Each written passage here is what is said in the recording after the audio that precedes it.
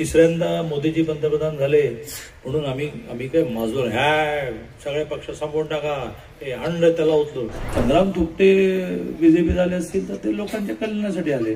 तर यावर नका निवडणूक न्या. पिण्याला पाणी देणार.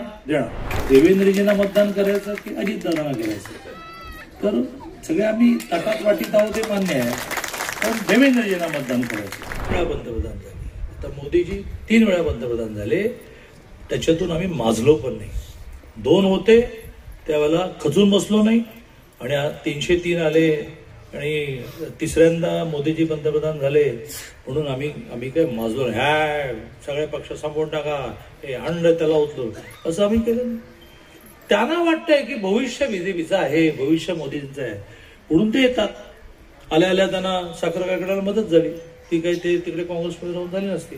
पण आता हे सरकार 29 पर्यंत जात नाही, 237 वाला आहे. का हो, 237 वाले पण सरकार जातं नाही जात ना. त्यामुळे 4 वर्ष हेच आहेत, वरती तेच मोदीच आहेत, इकडे फडणवीसच आहेत. मग संग्राम थोपटे सारखे ज्यांना आपल्या समाजाच्या विकासाची काळजी असते ते पक्षात येतात. आमचे जुने कार्यकर्ते इतके मनाने मोठे आहेत की त्यांना थोडे खळखळ करतात. मला असं कळलं की निवडणुकीत एका दुसऱ्याची खळखळ चालू आहे, ती आज दुपारी 3 पर्यंत संपेल. खळखळ करतात पण सामावून घेतात आणि मग म्हणतात की संग्राम थोपटे तुम आगे बढो. मी पण म्हणतो संग्राम थोपटे तुम आगे बढो, हम तुम्हारे साथ. असं नाही म्हणत की तुम्ही पुढे वा, आम्ही जरा नंतर येतो. हे बरोबर जात असं. आणि त्यामुळे उडी त्याच्यावर टीका करण्याचं कारण नाही. ही सभा तो इतिहास मांडण्याची नाही.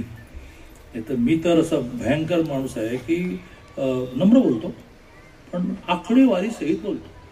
मग 80 साली काय झालं, कोण कोणाकडे गेलं, कोणी कोणाला दगा दिला, कुठे इतिहास आहे. त्यामुळे संग्राम थोपटे बीजेपी झाले असतील तर ते लोकांच्या कल्याणासाठी आले. त्यामुळे यावर नका निवडणूक न्या. पिण्याला पाणी देणार. चला यांना मतदान द्या. आता विरोधी मंडळी म्हणाले की आम्ही पिण्याला पाणी देणार आहे, तर त्यांचं सरकार असलं पाहिजे ना. जरी समजा इथे अजित पवारांचं सरकार असलं तरी मुख्यमंत्री देवेंद्रजी आहेत ना. त्यामुळे अजितदादा राज्याचे उपमुख्यमंत्री आहेत, पण उपमुख्यमंत्री आहेत, मुख्यमंत्री देवेंद्रजी आहेत.